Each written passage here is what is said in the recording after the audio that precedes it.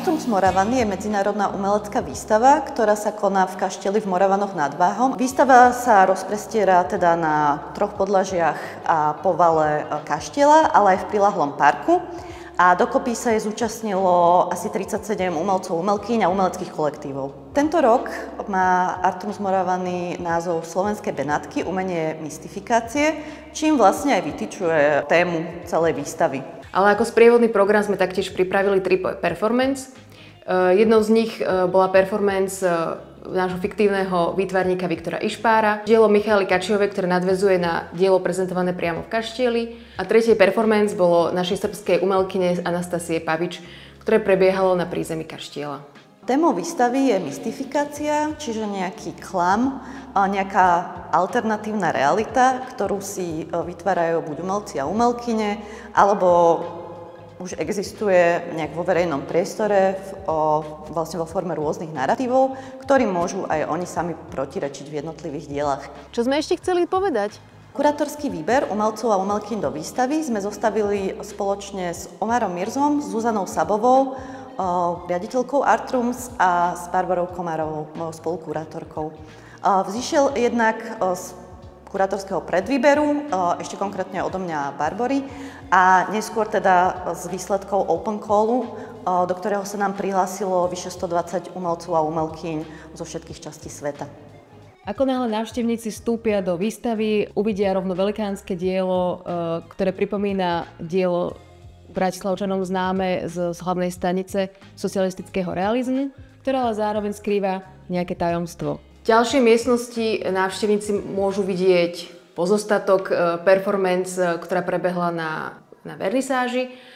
Tému mystifikácie sme preniesli aj do samotnej architektúry výstavy a rozloženia samotných diel v rámci kaštieľa. Návštevníci si môžu teda pozrieť cukráreň, detskú izbu, ihrisko, kaplnku zaľúbených, veštiareň, v ktorej sa momentálne nachádzame, a môžu si vyskúšať aj free Wi-Fi pripojenie. Návštevníci si na výstave môžu napríklad zahrať basketbal, vymodelovať vlastnú Venušu, nemôžu sa šmýkať na šmýkalke, ale môžu si posedieť s developermi na balkóniku. Môžu si zahrať počítačovú hru alebo si pripomenúť prvý ročník a písanie v písanke. Nemôžu si posedieť na jednom posede, ale môžu si vyskúšať posed na 3. poschodí, môžu si vyveštiť z kariet. Kravaty sa tu premieňajú na meče a trofeje a postele pre psov sa premieňajú na postele pre ľudí. Niektorí autori a autorky pracujú s umelou inteligenciou, alebo zamieňajú, alebo odhaľujú svoje identity, alebo pracujú priamo s identitou tohto miesta, alebo našej krajiny, nášho štátu. Pre mňa je to istým spôsobom veľmi sebavedomá výstava. Možno niekto by povedal, že aj istým spôsobom narcisistická, že veľa diel sa zaoberá aj nejakou identitou, egom a ako ju vlastne prezentujeme a tiež ako sa vlastne prezentuje celá táto výstava cez túto mystifikáciu, cez tento klam, cez toto privlastnenie si nejakého miesta. A teda viacero diel v nej aj reaguje priamo na túto tému.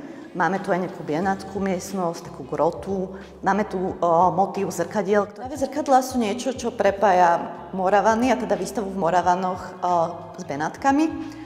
Tento motív zrkadiel priniesol do inštalácie architekt Peter Liška s tým, že zrkadlá sa vlastne v takej väčšej miere a vo väčších rozmeroch začali produkovať práve v Benátkach. Ja myslím, že to je nejak v 15. 16. storočí. A aj s týmto sa vlastne tu pohrávame veľmi, podľa mňa, takým kreatívnym spôsobom, kedy vlastne tie reflexné plochy možno zneistujú aj divákov v priestore. Človek sa môže stratiť takto fyzicky v tomto priestore, ale zároveň sa môže stratiť aj psychicky alebo mentálne. Vlastne študovaním všetkých týchto diel vlastne môžete odkrývať rôzne vrstvy klamu, mystifikácie, aj ideológie, ako s nami pracujú, ale napríklad aj rôzne zákutia sociálnych sietí a našich identít, ktoré si tam tvoríme. Slovenské Benátky sú podľa mňa taký blockbusterový názov, niečo, na čo sa môže divák ako keby napojiť v tých svojich predstavách, čo to znamená viacerými spôsobmi. Jedným je teda možno taký záujem periférie kopírovať istým spôsobom centrum, alebo teda pripodobniť sa k nemu nejakou zaujímavosťou, čo je slovenský Rím, Trnava, slovenské Benátky v Moravanoch. Ale teda odkazuje aj na formát Biennále umenia v Benátkach, ktorý je tiež jednou výstavou, ktorej by sa umelci a umelkyne určite raz vo svojom živote chceli zúčastniť. A my im takto ponúkame ten jeden riadok v CV-čku, teda v životopise, aspoň symbolicky, že boli účastní na týchto slovenských Benátkach, čo ale nie je ani lepšie, ani horšie.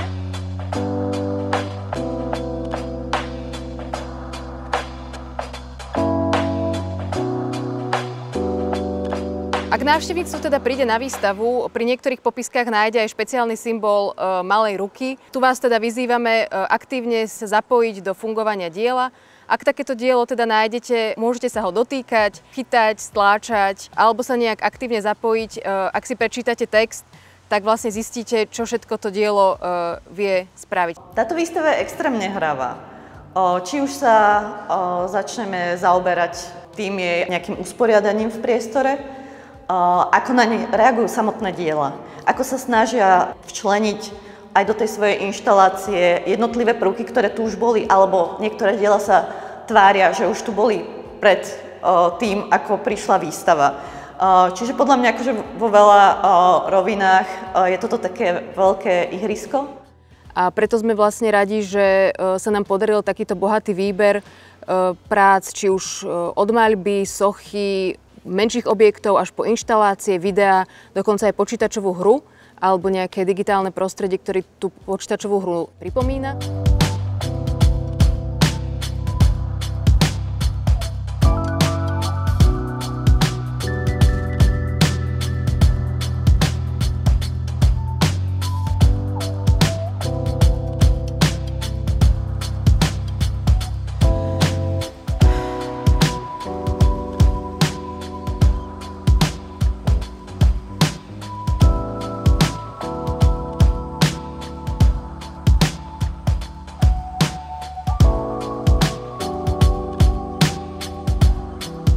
Aj teraz vlastne možno zvádzame istý boj s tým zobrať si to slovenské naspäť, nie v tom možno nacionalistickom zmysle, ale v tom nejakom hrdom na tú našu nejakú aj tradíciu, ale aj na tie inovácie a nové pohľady na teda ten globalizovaný svet.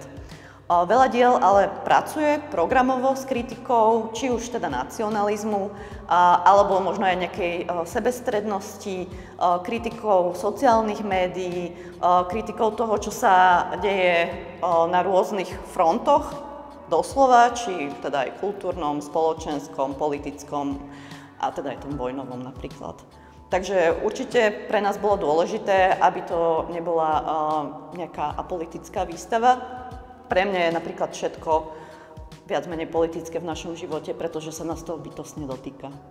Na výstave je niekoľko diel, ktoré sa venujú hlavne našej minulosti štátneho socializmu. Okrem iného tu skupina autorov na povale kaštieľa pracovala s takou pomerne veľkorozmernou inštaláciou, alebo nazvime to dokonca environmentom, kde nejakým spôsobom zasahovali do diel socialistického realizmu, hlavne malieb, ktoré tvoria zbierku majiteľa kaštieľa. Nejakým spôsobom tieto ideológie rekontextualizovali, nejak sa k ním vyjadrovali z dnešnej pozície súčasnej a možno ich nejako pripomínali a spájali aj so súčasným svetom a situáciou nielen na Slovensku. Tiež vlastne v rámci tých jednotlivých častí priestoru, tak sme mystifikovali aj rôzne prvky, čo tu už boli. Napríklad jedným z nich je lev, taký vypchatý, ktorý tu už bol. Teraz sme mu dali konečne meno. Je to taký maskot. Tiež sa vlastne pohráva s tou benátskou témou, keďže vlastne v znaku Benátok je ten lev svätého Marka a my máme teda leva Michela. Ku každému dielu je napísaná krátka popiska, ktorú si návštevníci môžu alebo nemusia prečítať, ale veľakrát ich to navedie možno k pochopeniu diela alebo možno navedie k uvedomeniu si toho vtipu alebo toho klamu. Podľa mňa to najvtipnejšie je to, čo vlastne je bežné, na čo tak narazíme viac menej. A tu je podľa mňa tých narazení, ale na rôzne ako keby absurdnosti, či už nejakých fóriem, nejakých výrokov, čo používajú umelci, umelkyne, nejakých výsekov reality až.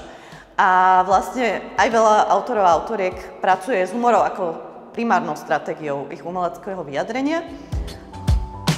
Aj v textovom, keď sme dostávali napríklad anotácie k jednotlivým dielam, tak niektoré už boli podľa mňa ako keby takou súčasťou celého toho balíčku, toho tiež niečoho veľmi urobeného s nadhľadom a s citom pre taký ten jemne absurdný humor, ktorý vlastne reaguje na tú každodennosť a na ten svet, ktorý vlastne si žijeme teraz.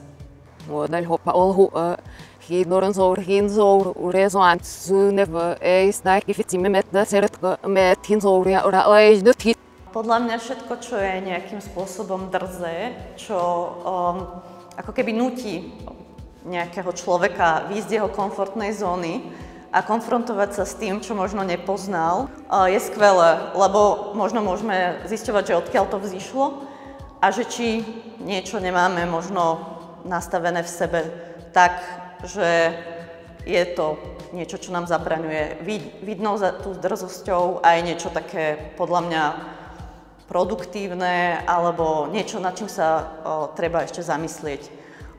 Lebo všetky gestá, aj drzé gestá, vznikli na základe odporu voči možno nejakému normatívu, niečomu závedenému, niečomu, čo už možno stráca na význame alebo opodstatnení. Takže podľa mňa treba sledovať aj drzé gestá a drzé umenie.